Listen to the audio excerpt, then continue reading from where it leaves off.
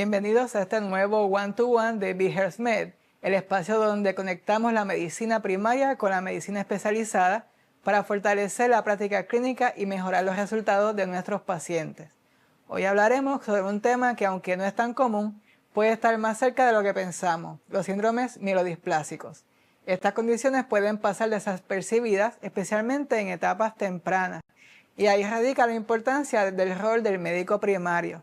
Reconocer los patrones, saber cuándo sospechar y cuándo referir puede cambiar el pronóstico, la calidad de vida y hasta la expectativa de supervivencia del paciente. Para profundizar en cómo identificar estos casos desde la primera línea de atención, me acompaña hoy el doctor Alexis Cruz Chacón, hematólogo oncólogo con amplia experiencia en el diagnóstico y manejo de síndromes mielodisplásticos. Doctor, un gusto tenerlo con nosotros. Gracias por la oportunidad. Ahora pasamos a las preguntas. ¿Qué signos o síntomas debe levantar sospecha en un médico de atención primaria los síndromes mielodisplásicos? Pues mira, los síndromes mielodisplásicos es un tipo de cáncer de la sangre que afecta la producción de las células de la sangre. O sea, un paciente con síndrome mielodisplásico, su médula ósea no produce una cantidad adecuada de las células de la sangre. Y esto como consecuencia puede afectar los conteos de las células blancas, de las células rojas, que ahí nos dejamos llevar por la hemoglobina, o de las plaquetas. Y la señal o el signo más importante que debemos determinar en un paciente antes de sospechar esta condición es precisamente eso, que en un CBC, que puede ser de rutina o debido a un procedimiento o una evaluación que se está haciendo el paciente, hay una disminución en los conteos de las células de la sangre. Lo más común es ver una disminución en hemoglobina. Es una condición que tiende a afectar un poco más las células rojas. Pero de igual forma puede haber disminución en el conteo de glóbulos blancos, que ahí nos dejamos llevar usualmente por los neutrófilos. Y en las plaquetas también puede haber disminución. Siempre que tengamos un paciente con una anormalidad en un CBC, específicamente si es un paciente de más de 65 años, tenemos que levantar bandera porque precisamente ese es el grupo de pacientes que está más afectado por esta condición. Por eso es importante evaluarlo y hacer una evaluación para ver por qué es que estamos viendo esa disminución en los conteos. ¿Y qué factores de riesgo o causas se deben considerar en el historial médico inicial? Pues mira, no se conoce una causa exacta para el síndrome mielodisplásico. Sí se entiende que esto es una condición que ocurre con la edad. Con los años ocurren cambios en las células madre que están dentro de la médula ósea que hacen que estas células se transformen y se afecte su capacidad de madurar. Y eso eventualmente causa una disminución en la producción de células normales a la sangre. Sí hay algunos factores de riesgo que se han identificado: exposición a radiación o exposición a químicos orgánicos como el benceno, químicos inorgánicos como el benceno. Es un factor de riesgo que se ha identificado para desarrollar síndrome mielodisplásico, incluso hasta leucemia. Exposición a otros químicos como pesticidas, químicos que usualmente se usan en el ambiente de farmacéutica o en el ambiente que se trabaja con químicos, también es un factor. Y el otro factor de riesgo es un paciente de cáncer que quizás recibió una quimioterapia o un tratamiento con radioterapia para tratar otro tipo de cáncer, un tumor sólido en el pasado.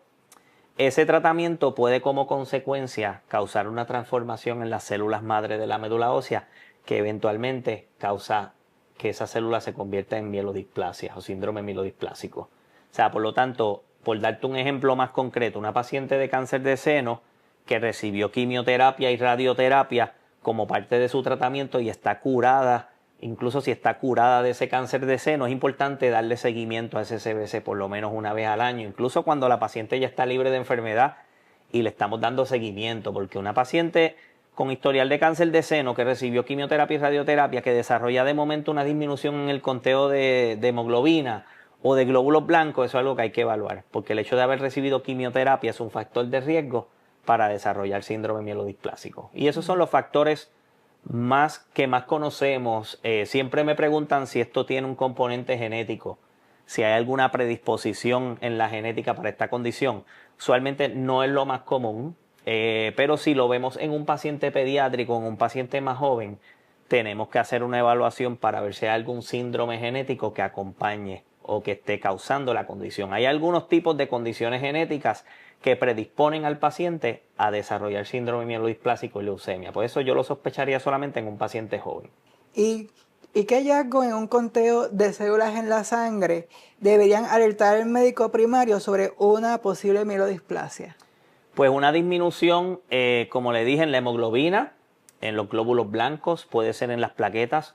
Nosotros, antes de pensar en mielodisplasia o un cáncer de la sangre, es importante que el médico primario investigue si hay alguna otra causa más común para esa disminución. O sea, lo único que puede disminuir conteos de la sangre no es un síndrome mielodisplásico. Hay que primero verificar si hay alguna causa común que esté causando el problema, entre esos medicamentos, si hay algún medicamento que el paciente esté ingiriendo o algún suplemento. Sabemos que en estos días nuestros pacientes acostumbran a tomar suplementos de vitaminas y muchas veces remedios naturales que muchas veces podrían afectar los conteos de las células.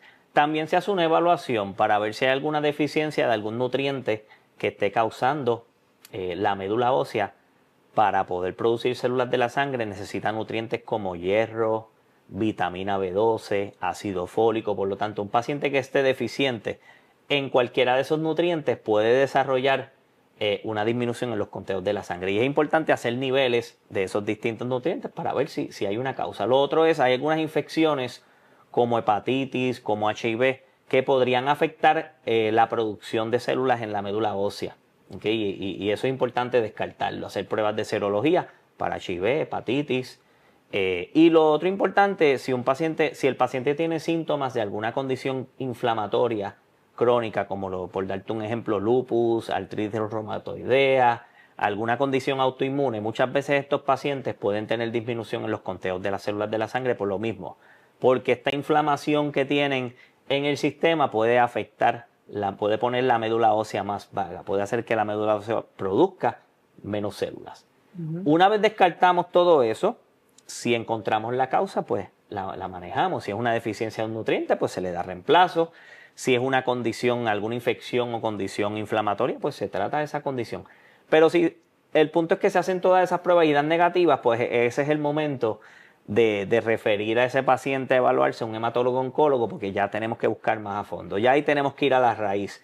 Ya ahí tenemos que hacer una biopsia de médula para ver qué está pasando en la médula ósea del paciente.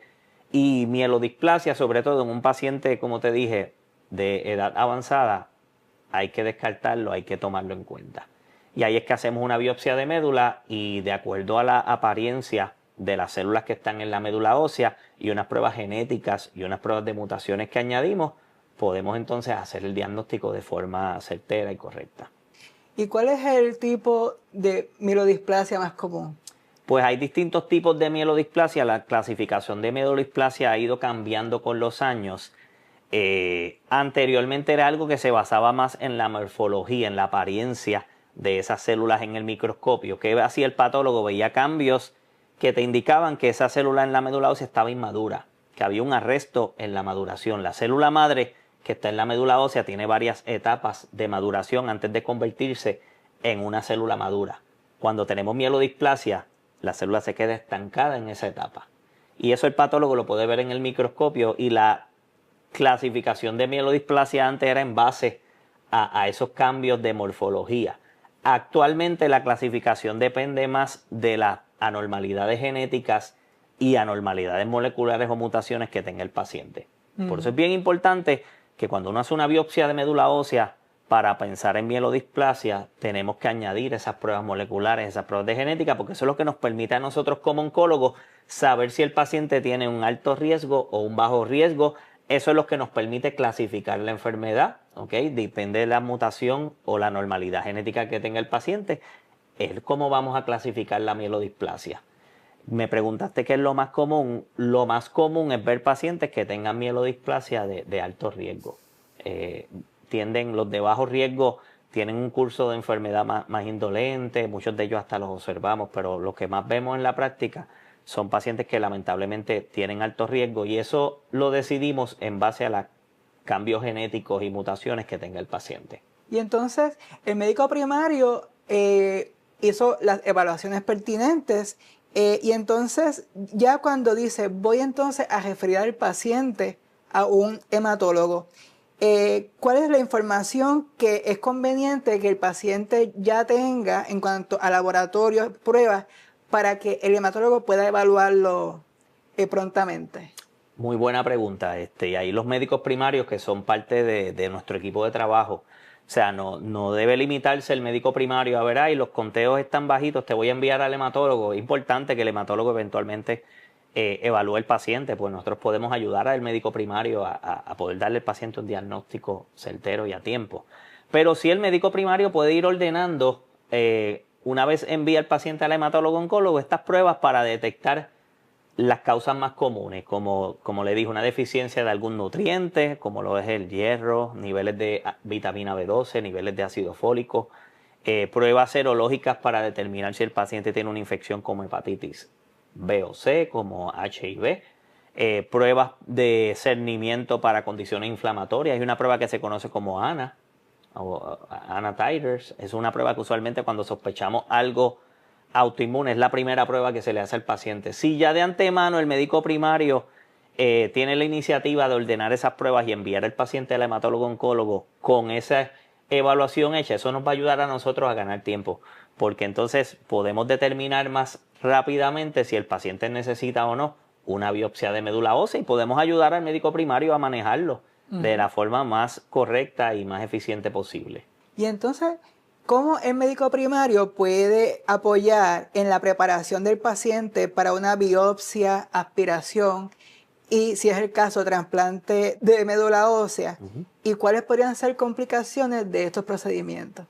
Mira, es bien importante dejarle saber al paciente que lo estás enviando a un hematólogo oncólogo, porque aquí existe la posibilidad de que tengas un tipo de cáncer de la sangre. A veces a nosotros cuando el paciente llega con la percepción de que tiene anemia, y realmente tiene una sospecha bien alta de síndrome mielodisplásico, no hasta que nosotros le decimos que lo que tiene es cáncer, el impacto para el paciente es mucho más fuerte. Es importante que el médico primario oriente al paciente y lo eduque de que, mira, te estoy enviando a un hematólogo oncólogo porque hay una condición que se llama síndrome mielodisplásico, que es un tipo de cáncer de la sangre. No le digan al paciente que un síndrome mielodisplásico es un tipo de anemia, porque entonces así, si el paciente finalmente termina con ese diagnóstico, va a ser mucho más difícil para el paciente asimilar el diagnóstico de cáncer si piensa que tenía algo que no era una condición maligna.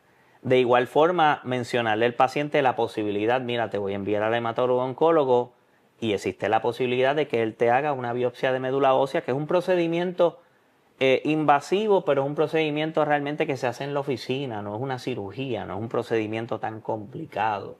Y la mayoría de los pacientes con sedación, con anestesia local, lo pueden tolerar muy bien y un procedimiento relativamente corto que tiene complicaciones mínimas. Si el médico primario puede ir ayudándonos a educar al paciente a lo que va a encontrar y después decir, mira, yo te mandé unas pruebas para descartar cosas más comunes, pero como quiera, quiero que te vea el hematólogo oncólogo para que me ayude a descartar esta otra condición que se llama síndrome mielodisplásico y que puede afectar un tipo de cáncer de la sangre que también te puede afectar.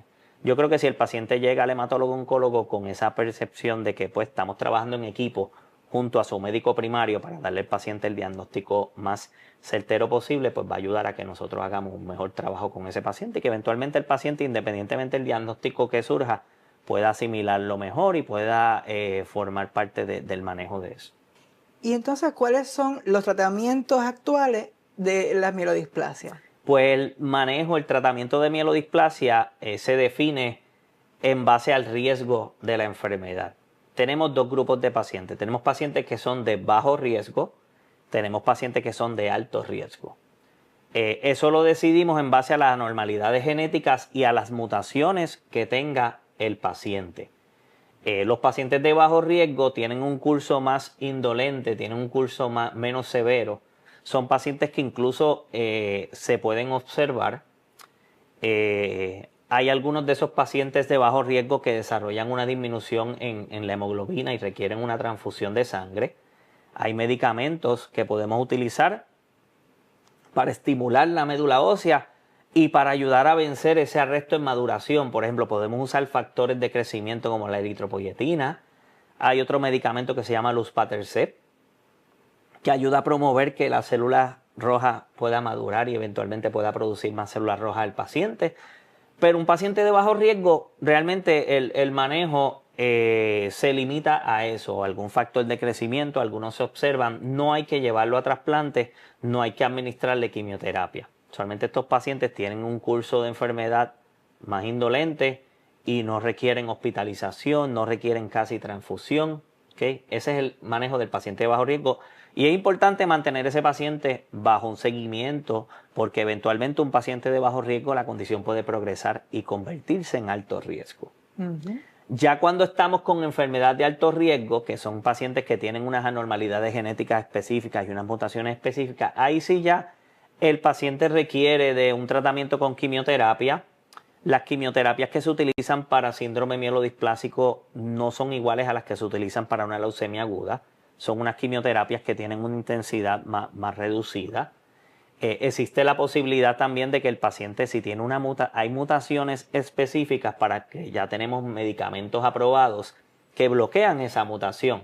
Por ejemplo, hay una mutación que se conoce como IDH1 y IDH2. Ya tenemos drogas de terapias dirigidas que van en contra de esa mutación y la apagan. Y ayudan, se combinan con la quimioterapia de baja intensidad y ayudan a que la efectividad del tratamiento sea mucho más buena. ¿Okay? Ya que el paciente tenga una mejor respuesta terapéutica, una mejor calidad de vida, porque muchas veces estas terapias dirigidas son efectivas sin tener los efectos secundarios quizás de una quimioterapia. Y en ese paciente de alto riesgo también tenemos que hablar, ese es el paciente donde tenemos que hablar de trasplante. De todos los tratamientos disponibles para mielodisplasia, el único tratamiento potencialmente curativo en la actualidad es un trasplante de médula ósea. Y el tipo de trasplante que se utiliza es utilizando un donante, un trasplante halogénico. No obstante, eso es un tratamiento que tiene una mortalidad más alta que la quimioterapia, tiene una serie de complicaciones que pueden ser serias y pueden costarle incluso la vida al paciente. Representa un cambio en el estilo de vida del paciente, hay muchos ajustes, el paciente se va a tener que adaptar un montón si se va a hacer un trasplante. Por lo tanto, no es un tratamiento que es para todo el mundo, más en una condición como síndrome mielodisplásico que se ve en pacientes de edad avanzada. Los pacientes de edad avanzada no necesariamente por la cuestión de la edad y las condiciones de salud que tienen también asociadas a otras condiciones como diabetes, presión alta. La condición física de un paciente de edad avanzada no necesariamente es la misma de un paciente joven, pues son pacientes que muchas veces no son los mejores candidatos para trasplante. No obstante, debemos darle la oportunidad al paciente y que tenga una evaluación por un especialista en trasplante de médula ósea y que sea ese especialista en trasplante de médula ósea en coordinación con el hematólogo oncólogo quien finalmente decida si el paciente es o no un candidato. Pero debemos darle la oportunidad al paciente. Los pacientes que sean candidatos a un trasplante de médula ósea, pues se llevan a trasplante porque ese es el tratamiento que representa una posible cura para esta condición actualmente. Y entonces, ¿qué avances futuros?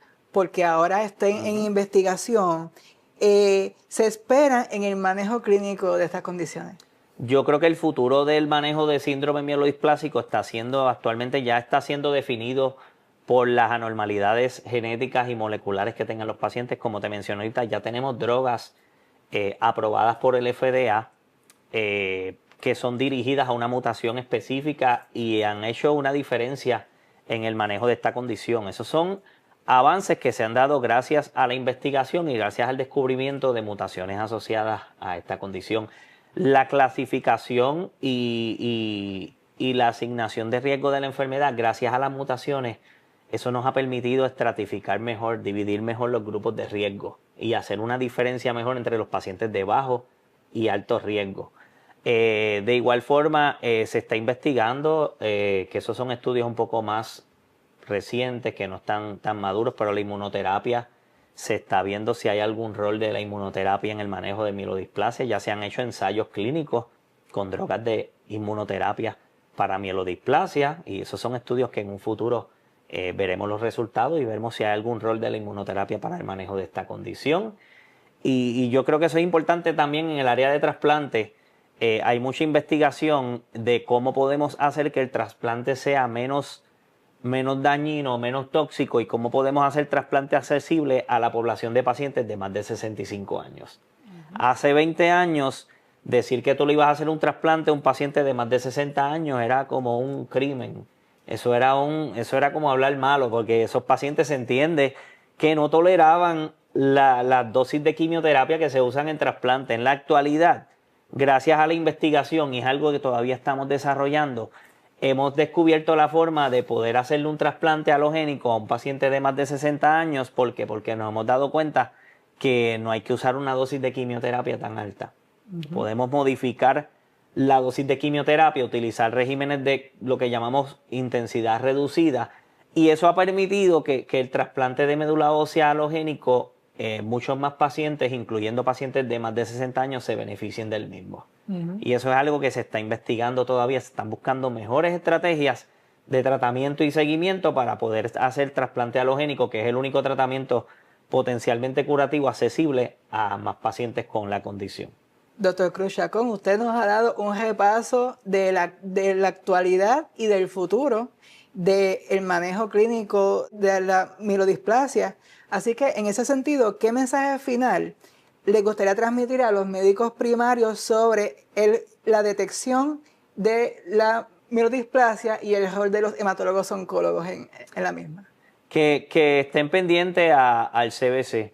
El conteo de células del paciente es algo que por lo menos una vez al año, 2 veces al año, el paciente debe tener su CBC, y que no pierdan de perspectiva, sobre todo en un paciente de más de 65 años que presenta con una hemoglobina baja, con unas plaquetas bajas, con un conteo de glóbulos blancos alto. Es un paciente que debería eventualmente ser evaluado por un hematólogo oncólogo, porque sabemos que hay una condición que se conoce como síndrome mielodisplásico, que puede ser, que es bien común en esa población de pacientes, y debe ser evaluada de la forma adecuada, y dejarle saber al paciente que lo que tiene no es algo tan sencillo como una anemia, que hay posibilidad de que esto pueda ser un cáncer de la sangre y que hay tratamiento. Y el tratamiento de esta condición en la actualidad es mucho mejor que hace 20 años. Y hay opciones, y gracias a la investigación esperamos que en el futuro tengamos mejores opciones de tratamiento para estos pacientes que nos permitan darles una mejor calidad de vida y una mejor posibilidad de cura. Pues, doctor Cruz Chacón, muchas gracias por su tiempo, por la oportunidad de aprender y repasar con usted sobre el manejo de la mielodisplasia. Muchas gracias a ustedes por la oportunidad de poder educar a nuestros pacientes y a nuestros médicos primarios sobre esta condición, y por el compromiso que tiene B-Health con seguir educando a nuestra población, no solamente de pacientes, sino también de médicos. Agradecido. Doctor Cruz Chacón, muchas gracias por compartir con nosotros su experiencia y sobre todo por ayudarnos a entender cómo el médico primario puede marcar una gran diferencia en la detección temprana de los síndromes mielodisplásicos. Este tipo de condiciones nos recuerdan algo fundamental. La sospecha clínica sigue siendo una de las herramientas más poderosas que tenemos como médicos. Detectar a tiempo no solo cambia el pronóstico, cambia vidas. Y eso comienza con ustedes, los médicos de primera línea. En B-Health Med seguimos creando estos espacios para fortalecer el conocimiento y ofrecer herramientas prácticas que puedan aplicar en su consulta del día a día. Gracias por acompañarnos y los invitamos a seguir nuestras plataformas de B-Health Med, donde continuaremos compartiendo contenido médico relevante y actualizado. Hasta la próxima conversación.